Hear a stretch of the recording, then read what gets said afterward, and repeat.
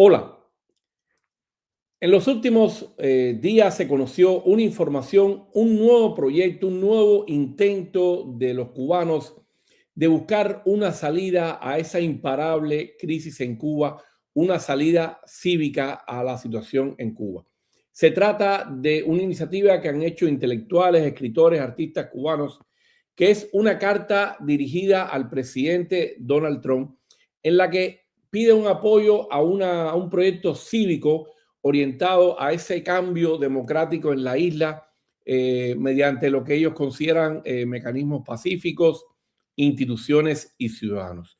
Hoy tengo una vez más el placer, el honor de conversar con una figura, yo diría, clave, protagónica, si me lo permite decirlo, el cerebro detrás de este proyecto, que es el abogado cubano Faisel Iglesias, escritor, periodista, profesor de Derecho eh, cubano que reside en Puerto Rico y quien me ha compartido con nosotros aquí en varias oportunidades en nuestro canal. Pero yo creo que esta carta juega un papel importante en estos momentos en los que hay mucha esperanza, tanto dentro como fuera de Cuba, de que venga ese cambio definitivo en la isla. Abogado, muchas gracias una vez más por colaborar con nosotros. Muy buenas tardes, Nápoles, a ti y a todas las personas que te escuchan. Un placer como siempre. ¿De qué se trata esta carta, abogado? ¿Qué le están pidiendo a ustedes? Yo sé que hay muchos intelectuales que han firmado esta carta. En estos momentos, ¿cuál es el principal, lo que está esbozando esta carta como necesaria para ese cambio en Cuba?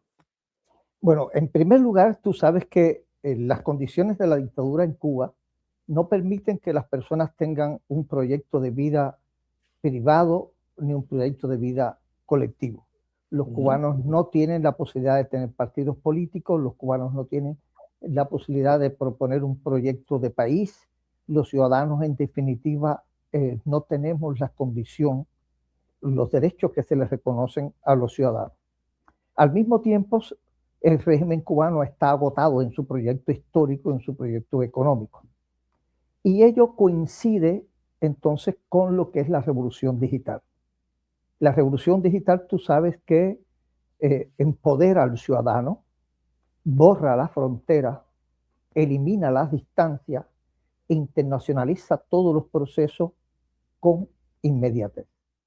Y eso trae como consecuencia que el ejercicio del poder que los estados nacionales lo habían usurpado, porque el verdadero soberano debe ser siempre el ciudadano, porque Dios hizo al hombre a su imagen y semejanza. Sin embargo, los estados se convirtieron, en definitiva, en los soberanos de los ciudadanos. Se convirtieron, en definitiva, en la primera y última fuente de poder. Pero cuando ese modelo de estado, pues, pierde su discurso en la historia, cae en una crisis eh, histórica e irreversible, eh, manifestándose además la nueva realidad de lo que es la revolución digital, que la revolución digital rompe con la soberanía de los estados, porque borra las fronteras, internacionaliza los mercados, eh, empodera al individuo, hace soberano al individuo. Surge entonces una nueva realidad.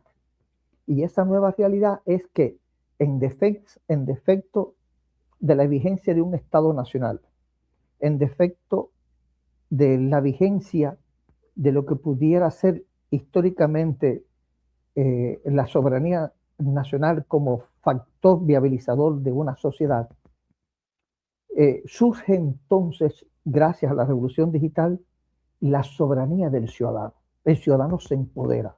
El ciudadano comienza a ser entonces la primera y última fuente de poder y entra en contradicción con su Estado nacional, que por mismas razones de la evolución de la historia, el Estado entonces comienza a ser una traba al desarrollo del individuo en la era de la revolución digital, porque el Estado quiere seguir controlando el comercio y el ciudadano ya quiere comerciar libremente.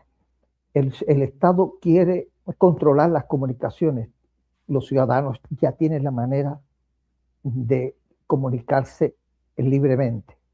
El Estado quiere conservar el poder sobre la ciencia, etcétera, y la revolución digital rompe todo eso. En consecuencia, entran en contradicción los estados nacionales con sus pueblos. Y eso es lo que está pasando en Irán, eso es lo que está pasando en Cuba, eso es lo que ha pasado en Venezuela, etcétera.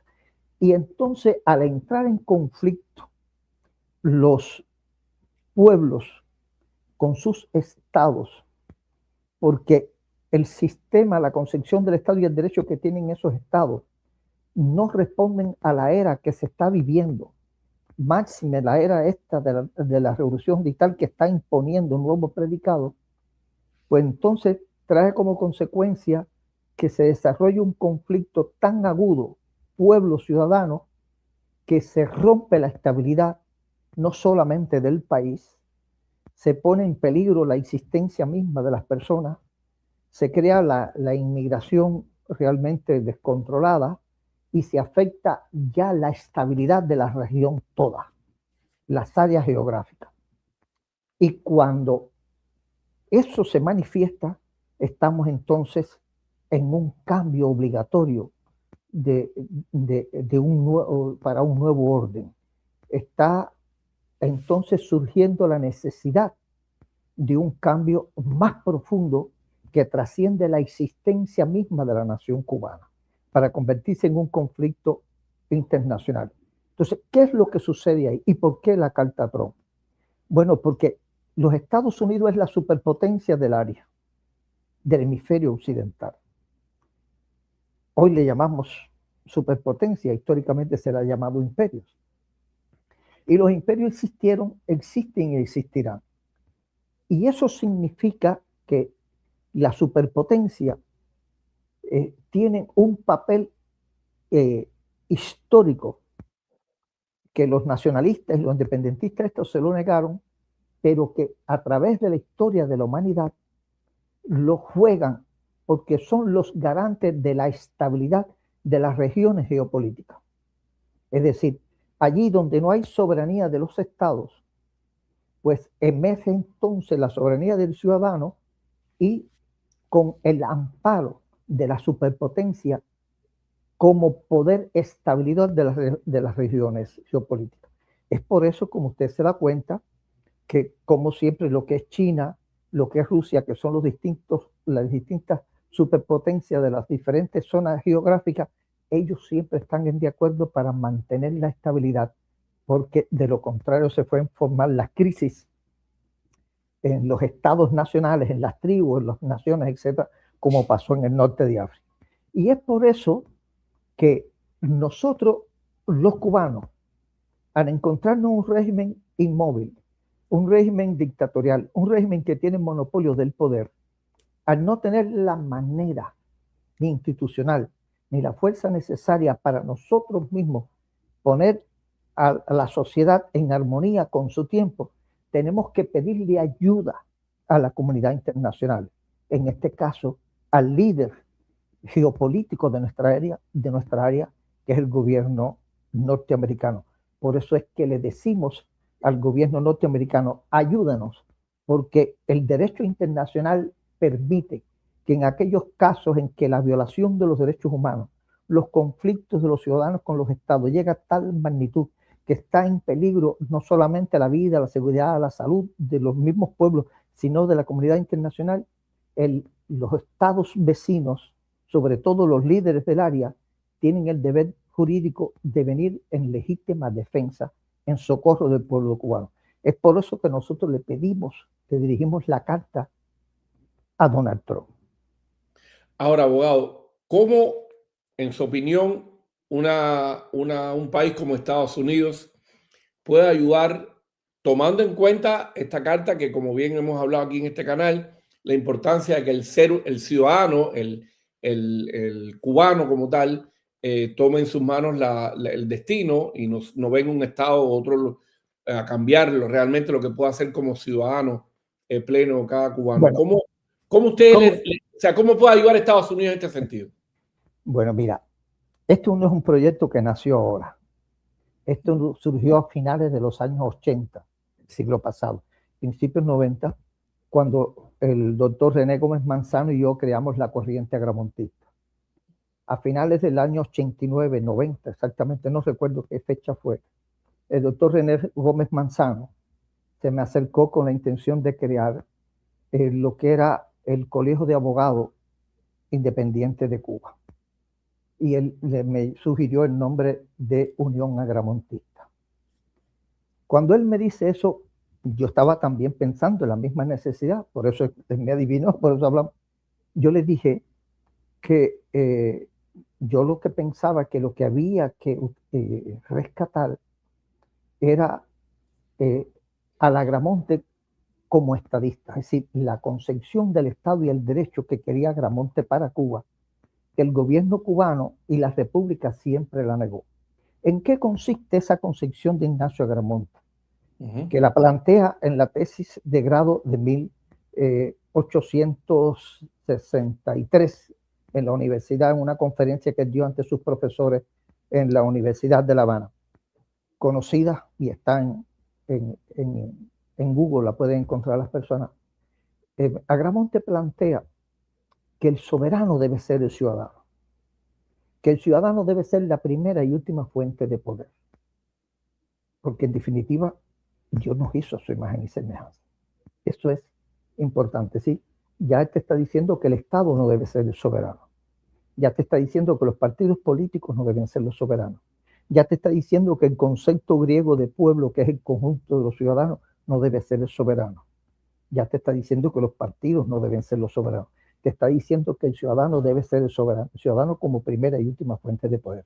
Agramonte dice además en esa misma tesis de que los políticos no están para darle derechos a los ciudadanos, que los derechos los tiene el hombre por el discurso mismo de la naturaleza, del creador, como él le dice, y que los estados lo que tienen es que respetarse, reconocerse y respetarse. De modo que ahí tenemos el segundo elemento, es decir, no, los derechos fundamentales no deben ser aquellos que dan los políticos en asambleas constituyentes, etcétera, sino que emanan de la misma dignidad del ser humano. Sí, son los derechos inalienables de la persona humana, el derecho a la vida, el derecho al pensamiento, etcétera. Esto Agramonte lo está sacando del proyecto de los padres fundadores de la Constitución norteamericana y lo está sacando del pacto social de la cristiandad. ¿Ok? Agramonte, así que ya tenemos dos elementos fundamentales, es decir, que el soberano sea el ciudadano. Segundo, que los derechos deben ser los derechos inalienables de la persona humana. Tercero, que el fin del derecho no sea el imperio de la ley, porque la ley es la voluntad del gobierno. Y la voluntad del gobierno muchas veces es injusta. Que el fin de la ley debe ser la justicia, que es darle a cada quien lo que se merece, teniendo en cuenta la totalidad de las circunstancias y la división de poder. Cuando yo me encuentro con ese proyecto de Agramonte, me doy cuenta que lo que tengo en las manos es nada menos que la Constitución norteamericana, que dice lo mismo. Y me doy cuenta que eso está precisamente en los fundamentos mismos de la cristiandad, porque ese es el pacto social de la cristiandad, el viejo, el antiguo y nuevo testamento. Y que por tanto me doy cuenta que esa es la arquitectura de la concepción del Estado y el derecho que debe regir en el mundo occidental. Pero profundizando más, entro a José Martí. Cuando entro a José Martí me doy cuenta que plenamente coincide el pensamiento de Ignacio Agramonte con el pensamiento de José Martí. José Martí tiene una frase extraordinaria que dice: yo quiero que la ley primera de la República sea el punto de los cubanos a la dignidad plena del hombre. Martí lo dice en un lenguaje poético, en un lenguaje literario. Agramonte es más abogado. Agramonte lo dice realmente con el lenguaje técnico jurídico, pero ellos dicen los dos y lo mismo. Inmediatamente nos damos cuenta que ese pensamiento de Agramonte y de Martí choca con el poder. Y choca con el poder de los terratenientes, choca con el poder de las clases económicas, choca con el poder militar. Porque esa concepción de Agramonte y de Martí, el poder emana del ciudadano, no del poder constituido.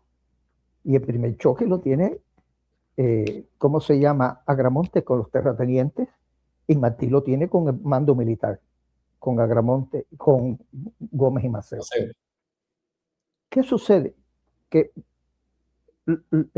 cuando Agramonte muere y Martí decide morirse, y porque él se da cuenta que en las castas dominantes, las militares, las intelectuales, las económicas políticas, no quieren darle el poder al ciudadano. No quieren poderse al nivel del campesino pobre ni el negro es esclavo. Ellos quieren controlar en el poder. Ellos creen en ellos, no creen en estas otras personas. Y entonces por eso es que Martí dice, va a caer la noche sobre Cuba, en la mejorana. Y es por eso que se monta en el caballo y se suicida. Tan sencillo como eso. Para que su figura quedara en definitiva como símbolo. Porque se da cuenta que ya no puede hacer otra cosa. ¿Qué sucede? Viene entonces la Constitución de 1901. Y cuando viene la Constitución de 1901 para inaugurar la República de 1902, las castas económicas y políticas pues hacen una lectura tergiversada de lo que debe ser la soberanía para arrebatarle la soberanía al ciudadano. Porque la Constitución norteamericana dice we the peoples. We the peoples en inglés lo que significa nosotros, cada uno de los ciudadanos. Por tanto, usted se da cuenta que cuando van a nombrar un fiscal en los Estados Unidos es elegido por los ciudadanos. Cuando van a nombrar al jefe de la policía, el jefe es elegido por los ciudadanos. Cuando van a nombrar a los directores de escuelas, elegidos por los ciudadanos. Es decir, no es el partido, no es el gobierno que deciden, son los ciudadanos quienes crean un Estado para que los sirva a ellos como soberanos. La Constitución de 1901 no hace eso. La Constitución de 1901 dice que la soberanía reside en el pueblo. Lo que pasa es que pueblo no es ciudadano. Porque pueblo en español no tiene el mismo significado que we the people en inglés. Y entonces, y dice además residenciamiento. Algo que Martí había dicho que el poder no se debía ejercer por residenciamiento. Y ellos lo dan por residenciamiento. Residenciamiento quiere decir que tú tienes un derecho, pero que tú no lo ejerces por ti, lo ejerce el político en tu representación. Entonces, ¿qué trae como consecuencia? Pueblo es el conglomerado, es la multitud, es la muchedumbre. En el pueblo, el individuo, el ciudadano, no existe.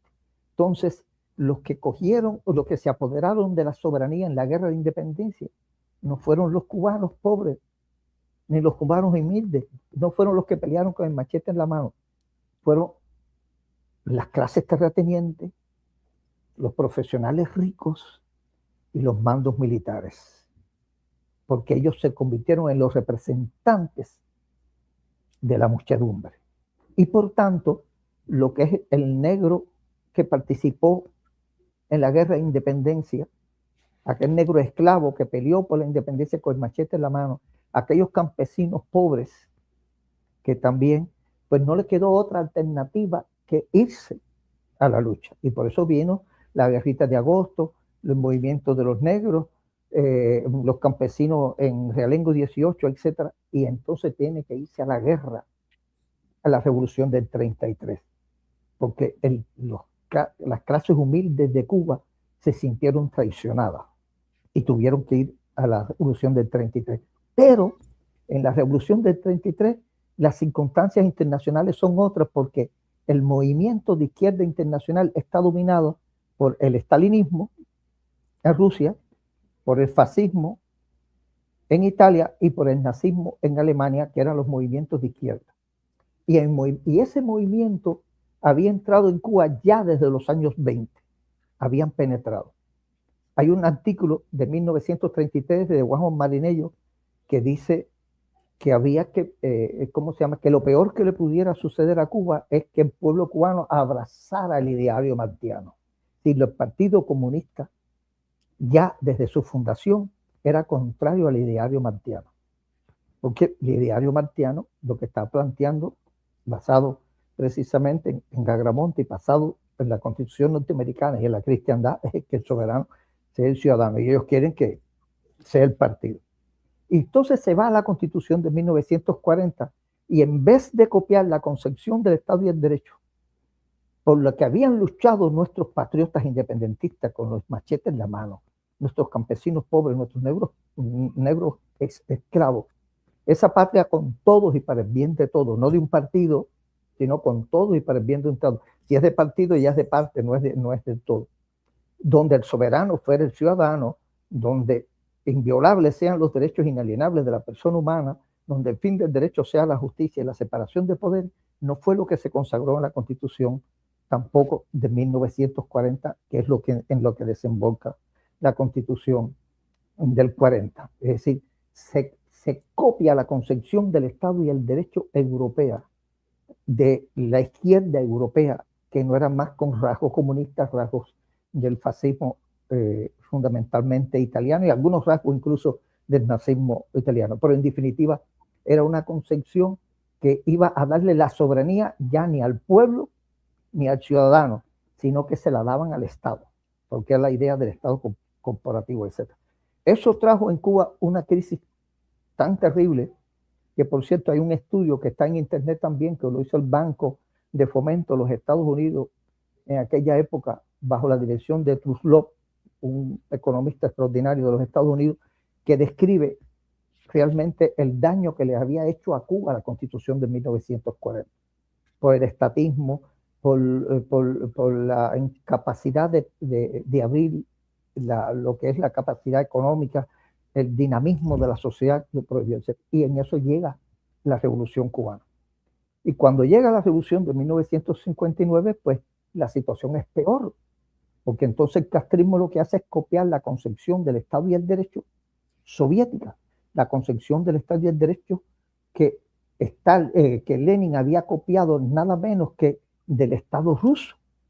El Estado ruso, que en pleno siglo XX todavía era un Estado feudal, un Estado que tenía realmente un mando centralizado y que no reconocía los derechos humanos de las doctrinas occidentales, sino que las personas no tenían más derechos que el que le daba el amo o el zar, y que en definitiva lo que hizo el Partido Comunista es sustituir al zar por el primer secretario del Partido Comunista.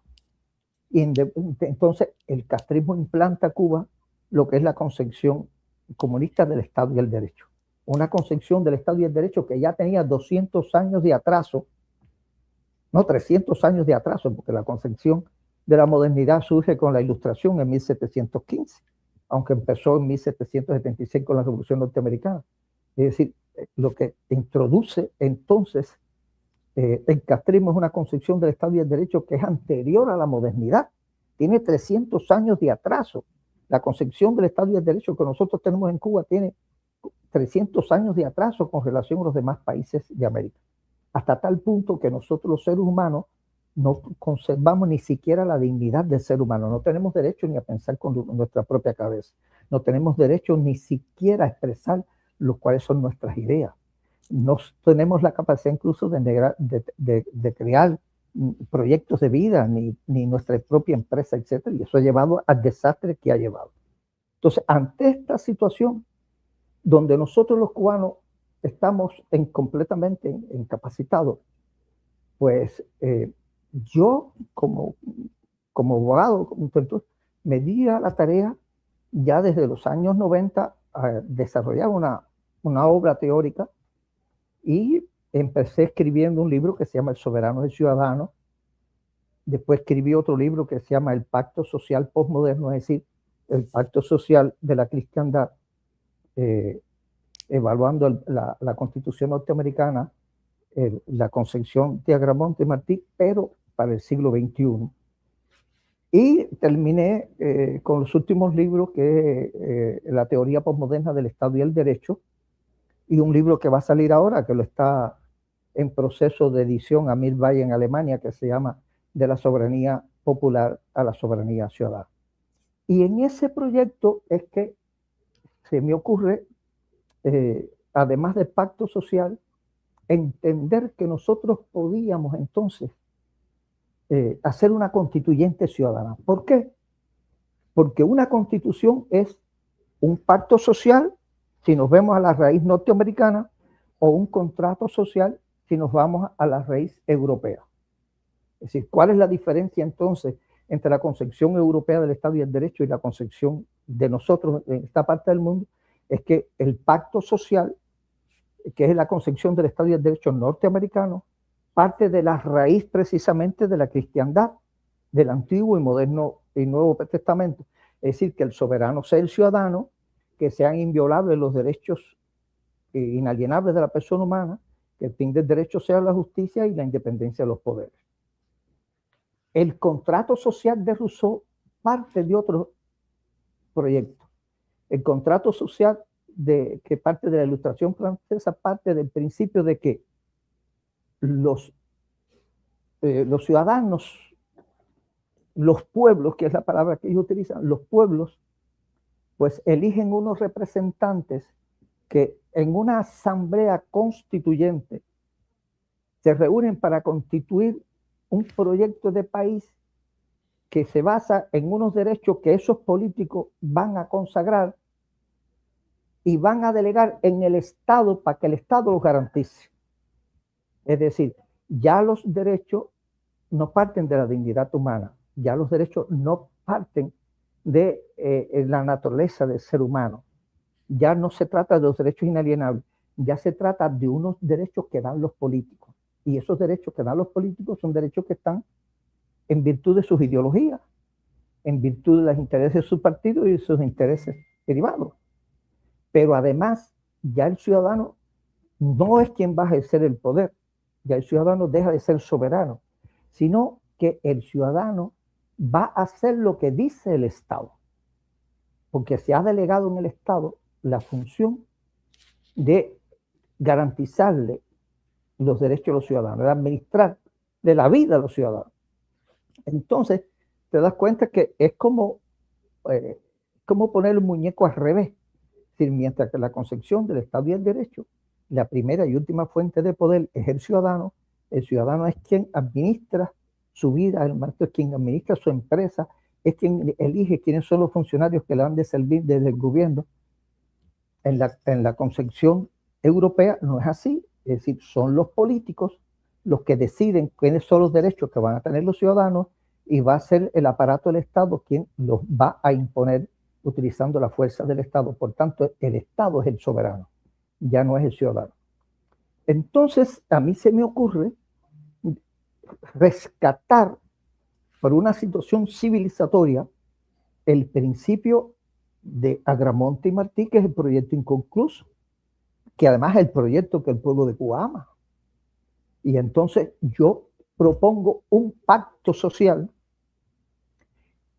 basado precisamente en los valores de Agramonte y de Martí, que sea un proyecto, un pacto social que consagre, primero, 4 artículos nada más. Primero, que el soberano sea el ciudadano, que el ciudadano sea la primera y última fuente de poder. Es decir, el ciudadano es quien va a elegir a quiénes son los funcionarios del Estado. Sí, el Estado está para hacer lo que dice el ciudadano, no el ciudadano para hacer lo que dice el Estado. Segundo, que los derechos que hay que respetarle al individuo y que hay que reconocérselo, no dárselo, sino reconocérselo, son los derechos inalienables de la persona humana. Es decir, mi derecho al pensamiento, mi derecho a la libertad, mi derecho a la creación, mi derecho a la dignidad, mi derecho a la creación, mi derecho a elegir, a ser elegido, mi derecho a la reunión, etc. Que el fin del derecho sea la justicia, no el imperio de la ley. Para yo no hacer lo que dice el gobierno, sino que yo debo una justicia es para que me respeten a mí lo que yo me merezco. Y por supuesto, la separación de los poderes. Pero no van a ser poderes con jueces nombrados por el gobierno, ni con fiscales nombrados por el gobierno, ni con alcaldes nombrados por el gobierno, ni con jefes de policía nombrados por el gobierno. Van a ser poderes independientes elegidos por los ciudadanos. Se va a quedar el poder fiscal para controlar la legalidad y vigilar por la higiene administrativa de la sociedad, etcétera, ilegal. Pues son los ciudadanos quienes eligen. Si se va a nombrar el juez, que sean los ciudadanos quienes eligen. Si van a nombrar los directores de escuela, que sean los ciudadanos. Porque tiene que venir el Estado a decir quién va a ser el director de la escuela donde va a estudiar mi hijo, etcétera. Entonces, ese proyecto de país, pues digo, bueno, pues esta es la obra de Agramonte y de Martí. para cómo nosotros actualizamos esto hacia en el siglo XXI. Y entonces se me ocurre utilizar el proyecto a través de la revolución digital. Es decir, nosotros no podemos actuar en Cuba, el gobierno no lo permite, el gobierno no lo considera, pero ya el derecho internacional reconoce que las proyecciones que las personas y las comunicaciones y los actos que las personas hagan de modo virtual tienen la misma fuerza legal que si lo haces en vivo o que si lo haces firmando un papel. Por tanto, si nosotros ponemos ese pacto social en una plataforma donde los ciudadanos la puedan firmar, si la mayoría de los ciudadanos la firma, eso sería un pacto social, porque el derecho dice que un pacto, ¿cómo se llama? Un pacto entre las partes, la ley entre las partes. Y entonces eso pasaría a ser lo que sería nuestra ley primera, la ley primera de la República, firmando, pues, eso es un acto que en un día eso se puede hacer, en una semana se puede hacer una asamblea constituyente y no vas a utilizar nada de una asamblea constituyente, van a ser los ciudadanos directamente que la van a votar o no. Ellos van a ver la plataforma, van a ver el proyecto de Agramonte de Martí montado en una plataforma del siglo XXI y ese es el proyecto de país por lo cual lucharon nuestros mambíes, es el proyecto de país de Agramonte y de Martí, que son los verdaderamente padres de nuestra nación. Y entonces, cuando nosotros vemos eso, nos damos cuenta que si nosotros logramos eso, ya de hecho el castrismo pierde legalidad y legitimidad, porque una ley posterior anula la anterior, es decir, tumbamos la constitución socialista de Cuba de hecho y de derecho, porque eso fue lo que logró María Corina Machado, es decir, la comunidad internacional le dijo, no, eso que ustedes lograron a través de la revolución digital es válido, Maduro, perdiste. Si nosotros logramos que la mayoría de los cubanos firmen ese documento, ya la constitución socialista en Cuba deja de existir y ellos comienzan a ser a partir de ese momento, si no ceden el poder, usurpadores. ¿Qué pasa entonces si ellos son usurpadores? Que la comunidad internacional tiene el derecho de decirle, tienes que irte. Porque el mandato que surge de ese pacto firmado por los ciudadanos obliga realmente a todo el mundo a acatarlo, porque ese es el pacto entre los ciudadanos y tiene más valor que una asamblea constituyente porque es directamente el ciudadano que es la fuente originaria de poder, no es un poder delegado en un político, es la fuente originaria. Entonces, como que nosotros no tenemos el monopolio de la fuerza, como que nosotros no tenemos el monopolio del poder, como estamos siendo abusados, despojados de nuestros derechos, pues nosotros tenemos la legitimidad de pedirle a los organismos internacionales, miren, no podemos ejercer el derecho al voto en Cuba. No tenemos el derecho como ciudadanos a proponer un proyecto de país dentro de Cuba. Por favor, Trump, ayúdenos usted a consagrar ese proyecto. Si nosotros logramos que el gobierno norteamericano nos dé, por ejemplo, las herramientas técnicas para poder hacer ese recogidas de firmas por internet, habilitando una página capaz de recoger esa firma, que no se preste al fraude, que sea fiel. Si nosotros logramos eso y reunimos la mayoría de los cubanos, nosotros le podemos decir al mundo que la constitución cubana es el pacto social y no la constitución de 2019 y que el gobierno cubano no tiene derecho a estar en el poder porque ya son unos usurpadores, porque la voluntad de cada uno de los ciudadanos libre y voluntariamente ha sido votar por este pacto social que consagra esos cuatro derechos fundamentales que son los que necesitan los seres humanos, que son los que consagra en definitiva la constitución norteamericana. Yo no me imaginé nunca que eso fuese a tener la trascendencia que ha tenido en el campo académico, en el campo científico. porque fui a par de ferias del libro y cuando yo vengo a ver, sucedía que los otros escritores se paraban a hablar de mi obra. Esto es una revolución, estás haciendo para la era de la revolución digital lo que hizo Rousseau para la modernidad, de lo que hicieron los padres fundadores, estás creando algo. Cuando lo lanzo a la universidad, pues la universidad se maravillan, me contratan para dar un curso en la universidad, me invitó a la Universidad de Martinica, de la Universidad de Martinica ya la Sorbonne me estaba invitando, no quise ir porque no quería pelear con la gente del contrato social francés, porque esa es la mata de ellos. Pero comienza entonces comienza entonces un proceso en que todo el mundo empieza a coincidir con el proyecto. Es decir, no ha habido una persona, un ciudadano, un intelectual, etcétera, despojado políticamente, ¿no?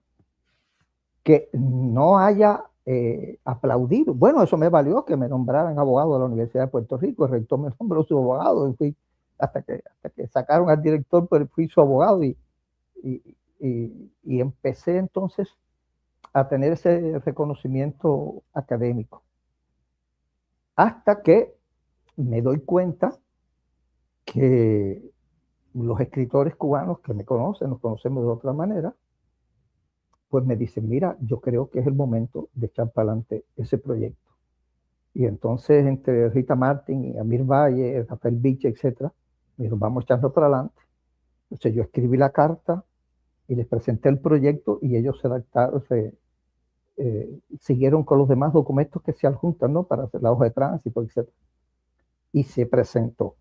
De modo que pienso que se trata no solo de un proyecto de país, se trata de una nueva forma de hacer constitución en la era de la revolución digital, se trata de una nueva concepción del Estado y el derecho para una nueva era que trae además un nuevo sujeto político que había estado siempre marginado, que es el ciudadano.